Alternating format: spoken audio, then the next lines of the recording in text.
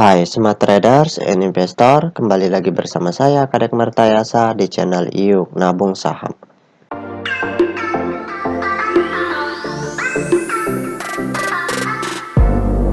Nah, di episode kali ini kita akan membahas salah satu perusahaan yang direquest oleh Yumna Official. Kode sahamnya ESIP, nama perusahaannya yaitu PT Sinergi Inti Plastindo Tbk. Oke, untuk mempersingkat waktu kita langsung saja buka datanya di aplikasi iPod ya. Jika Anda menyukai konten-konten kami mengundang Anda untuk mengklik tombol like dan subscribe agar Anda mendapatkan video terbaru kami setiap minggunya. Nah, di sini kita ganti dulu kode sahamnya ESIP, kemudian kita enter. Nah, berdasarkan grafik dari perusahaan PT Sinergi Inti Plastindo ini, dari bulan Januari itu harga sahamnya di harga 100-an. Setelah itu harganya turun ke harga 70-an. Setelah itu harga sahamnya sideways, kemudian naik lagi, kemudian sideways terus. Setelah itu, mulai dari tanggal 23 Agustus itu pelan-pelan harga sahamnya naik terus sampai mencapai puncak tertinggi di harga, ini harga berapa ini? 195 ya. Nah, seperti itu. Jadi, sekarang kita ingin lihat apa yang dilakukan oleh investor besarnya di perusahaan PT Sinergi Inti Plastindo ini dari tanggal 3 Januari ini ya 2022 sampai tanggal 16 ya, sampai tanggal 16 Februari 2022 di sini. Jadi perdagangan 17 hari ini belum bisa kita ambil datanya karena masih belum tutup bursa seperti itu. Jadi saya rekornya masih belum tutup bursa ya. Oke, kita langsung saja buka data broker summary-nya. Nah, kita klik kolom Broksum. Kemudian di sini kita ganti kode sahamnya ESIP. Kemudian kita ganti tanggalnya menjadi 03/01 Januari ya 2022 sampai tanggal 16 Februari 2022. Oke, datanya kita show. Nah, berdasarkan grafik, berdasarkan data transaksi atau data broker summary dari perusahaan PT Sinergi Inti Plastindo ini, kalau kita hitung total lot yang dibeli dengan total lot yang dijual secara keseluruhan dengan menggunakan tools tambahan yaitu Detektor, maka dapat ditarik kesimpulan bahwasanya selama sebulan terakhir ini, sebulan lebih ya, itu investor besarnya melakukan aksi do nothing seperti itu. Artinya mereka tidak ngapa-ngapain di periode ini. Nah, sebentar saya jelaskan kenapa saya sebut do nothing. Padahal di sini harga sahamnya naik seperti itu. Siapa yang beli seperti itu?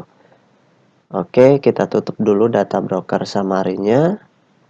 Nah, sekarang kita lihat data scriptless ratio-nya untuk menjawab pertanyaan yang tadi. Nah, bagi teman-teman investor, jika ada yang ingin ditanyakan atau ada yang ingin di-request, silakan komen di kolom komentar. Nanti saya akan buatkan videonya secara khusus, seperti itu. Nah, berdasarkan hasil riset yang saya lakukan dengan mengumpulkan data-data dari SRO Bursa Efek Indonesia dan data-data dari sekuritas, maka dapat ditarik kesimpulan bahwasannya perusahaan PT Sinergi Inti Plastindo ini 44,66% sahamnya telah dicetak dalam bentuk scriptless. Nah, dari 44,66% saham scriptless yang beredar di publik, investor besarnya atau investor pengendalinya itu memiliki porsi kepemilikan sebesar 24,6%. Nah, ternyata investor besar yang memiliki 24,6% ini adalah investor individual. Dan di periode ini, selama sebulan terakhir ini, sebulan lebih ya, itu investor besarnya ini tidak melakukan apa-apa. Makanya saya katakan do nothing. Dia tidak membeli maupun tidak menjual seperti itu. Jadi itulah sebabnya saya katakan do nothing. Terus pertanyaannya sekarang, siapa yang beli? Karena harganya naik, gitu. Kemudian siapa yang jual? Kalau investor besarnya tidak ngapa-ngapain. Seperti itu. Itu pertanyaannya. Nah, ternyata kalau kita hitung kepemilikan retail di sini besar sekali. Di mana kepemilikan investor retail yaitu sebesar 75%. Ini sangat berbahaya sekali. Di mana selama sebulan terakhir, sebulan lebih terakhir ini, itu investor retail menambah kepemilikan sebesar 1,8%.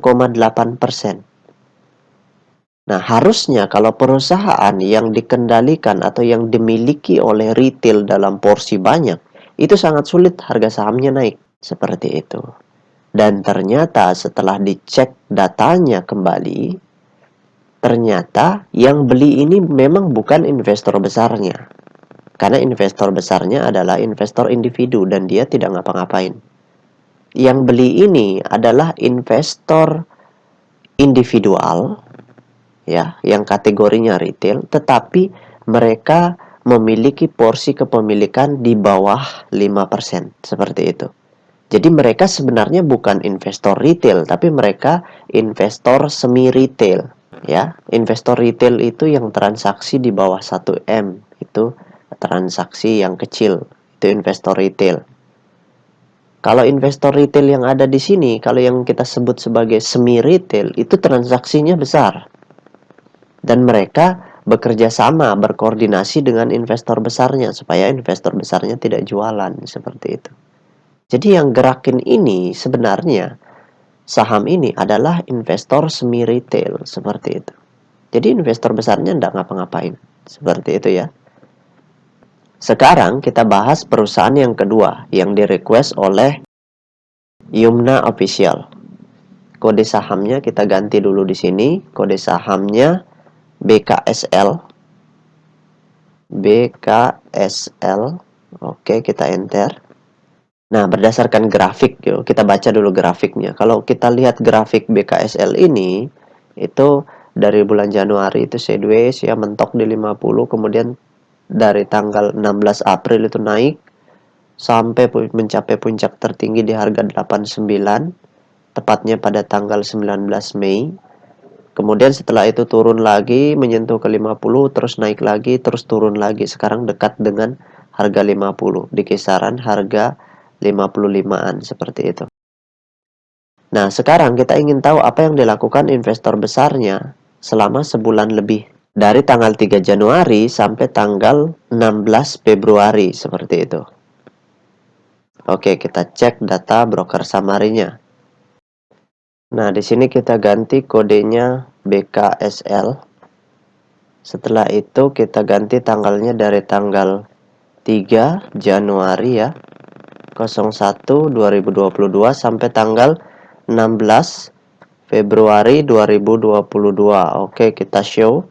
Nah, berdasarkan data transaksi atau data broker summary dari perusahaan PT Sentul City Tbk ini, kalau kita hitung total lot yang dibeli dengan total lot yang dijual secara keseluruhan dengan menggunakan tools tambahan yaitu Detektor, maka dapat ditarik kesimpulan bahwasannya selama sebulan terakhir ini, sebulan lebih ya, investor besarnya melakukan big distribusi.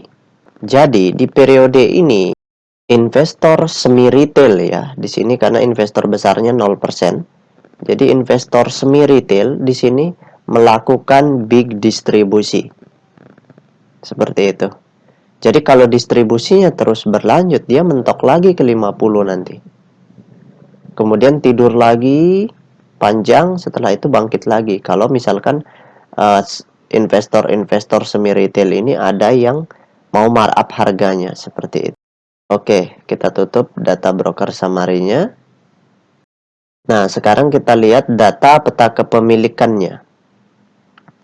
Nah, berdasarkan hasil riset yang saya lakukan dengan mengumpulkan data-data dari SRO Bursa Efek Indonesia dan data-data dari sekuritas, maka dapat ditarik kesimpulan bahwasannya Perusahaan PT Sentul City Tbk ini 32,61% sahamnya telah dicetak dalam bentuk scriptless.